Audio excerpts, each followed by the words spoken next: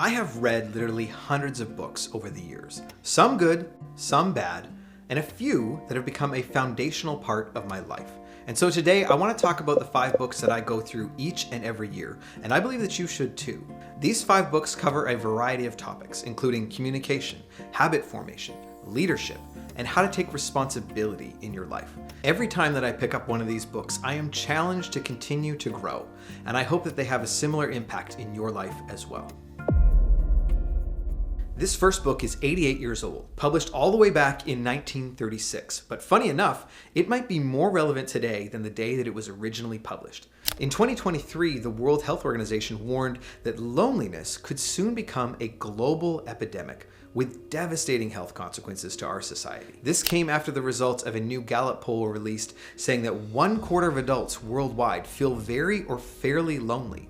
That's 1 in 4 of us that are experiencing these negative feelings, which is crazy to think about when you recognize just how connected we are by the cell phone in your hand and the internet at your fingertips. All of you watching this video are scattered all over the world, which is something that would have seemed unfathomable in 1936.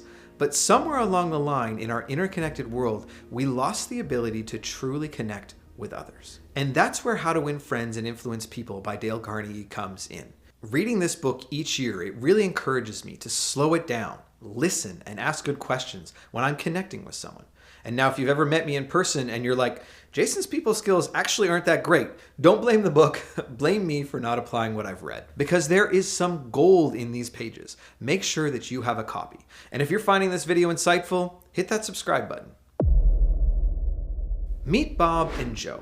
Both are in their late 30s. Bob started his morning by waking up early and heading out for a 30-minute run. Joe hit snooze. Bob packed a healthy lunch. Joe grabbed some fast food. After 1 week, you wouldn't expect any noticeable differences in both Bob or Joe's health and energy levels. But fast forward 5 years, and if both Bob and Joe were to continue those same habits, they would very likely look and live very differently. Bob, who is still active, lives with great energy. Joe is fighting to get the extra weight off and seems to be constantly tired. This is what Jeff Olson calls the slight edge. It's the importance of what we do on a daily basis. And Jeff talks about 2 really key lessons in this book that I keep coming back to. First, you have to know why you do what you do. It comes down to your philosophy in life. What do you believe is important? And secondly, everything that you and I do each day matters. It's not just choosing to go for a walk or eat a healthy meal that's going to make a massive difference. The slight edge cuts both ways. Also, what I choose not to do or the negative things that I choose to do can have a massive impact over time. Everything that is happening repeatedly in my life compounds. And every year that I go back through this book, it's a wake-up call.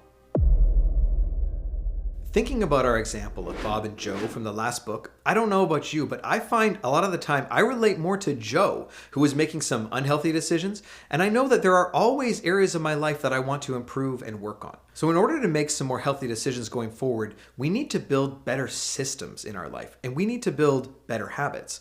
And James Clear's book, Atomic Habits, is an excellent framework to walk through as you start to make changes. James walks through 4 laws for developing new habits that I continue to come back to as I think about and I'm looking to take steps of growth. The first law is to make it obvious, and this is where he talks about habit stacking, which has been a complete game changer for me. I've used habit stacking to really help me build out my morning routine. It starts with a simple glass of water, added in reading my Bible, meditation, stretching. Even if you were only reminded of this one tool each year when you picked up this book, it would be an excellent investment of your time. But there is so much more in this book that will equip you each year as you go through it.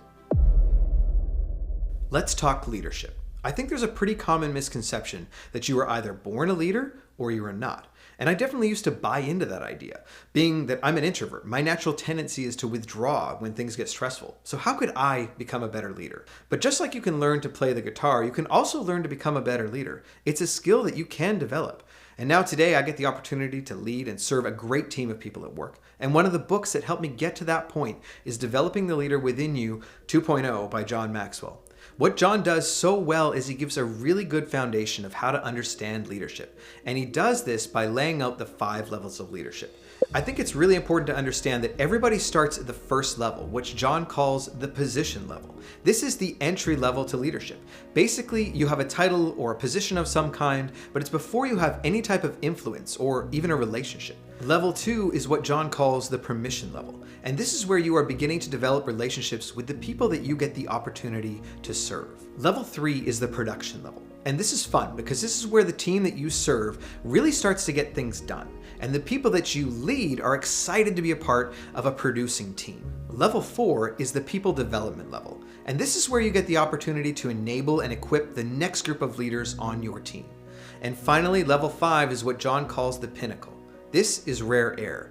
This is where you have lived your life in line with your values, developed leaders, and influenced such that you're now able to lead based on your reputation. I love to go back through this book because it does a great job of challenging me and giving me a little bit of a scorecard to look at my leadership in the various areas of my life and say, how am I doing? Am I working towards being a level 5 leader, earning respect because of who I am and what I represent? There's always room for growth as a leader, and I find that this is a topic that I continually need to be learning about and sharpening my skills. There are no bad teams, only bad leaders. The first time that I read that chapter in Extreme Ownership by Jocko Willink and Leif Babin, it was a pretty tough gut punch. It can be pretty easy to play the blame game because there are always going to be factors that are out of our control.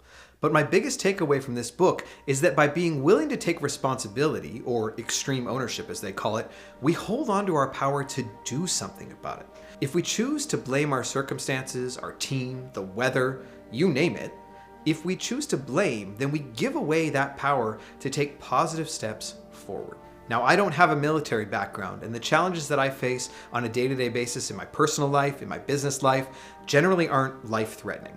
So when you get the opportunity to learn concepts about how to approach life from people that have tested these theories in some really stressful situations, I believe it's wise to pay attention and take notes. Enjoy the books. I will see you in the next video.